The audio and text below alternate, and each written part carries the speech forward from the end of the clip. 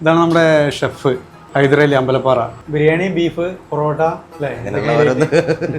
അവർക്ക് എങ്ങനെ ഇഷ്ടപ്പെടുന്നത് അതുമാതിരി കൊടുത്തു കഴിഞ്ഞാൽ പിന്നെ അവർ തെരഞ്ഞു വരില്ല. ഫോക്കസ് ചെയ്യുന്നത് നമ്മുടെ എസ്പെഷ്യലി ഫുഡ് എന്ന് പറഞ്ഞാൽ beef roast, biryani, chilli chicken, കോഴി പൊരിച്ചത്, നൂൽ പൊറോട്ട, ഗോതമ്പ് പൊറോട്ട. പിന്നെ ഹൈലൈറ്റ് എന്ന് പറയുന്നത് മീൻകറിയും പൊറോട്ടയാണ്. രാവിലെ 7-7:30 മുതൽ മീൻകറിയും പൊറോട്ടയാണ് കുറച്ചും കൂടി ഇപ്പോൾ ആൾക്കാർക്ക് കഴിക്കാൻ ഇഷ്ടം കൂടുതലുള്ള സാധനം. നമ്മളൊന്ന് വന്നിരിക്കുന്നത് ഒറ്റപ്പാലത്തുള്ള സാംസം ബിരിയാണി ഫാസ്റ്റ് ഫുഡിലാണ്. പൊറോട്ട ഉണ്ട്. പൊറോട്ടേൻ്റെ നൂൽ പൊറോട്ടയും സാധാ പൊറോട്ടയും, ബീഫ് റോസ്റ്റ്, ചില്ലി ചിക്കൻ, നെയ്ച്ചോറ്. നല്ല മുരിഞ്ഞ പൊറോട്ട ഒരു ക്രിസ്മസ്, അതുപോലെ തന്നെ ബീഫിലുണ്ടാകുന്ന മസാല ഉണ്ടല്ലോ രക്ഷയില്ല.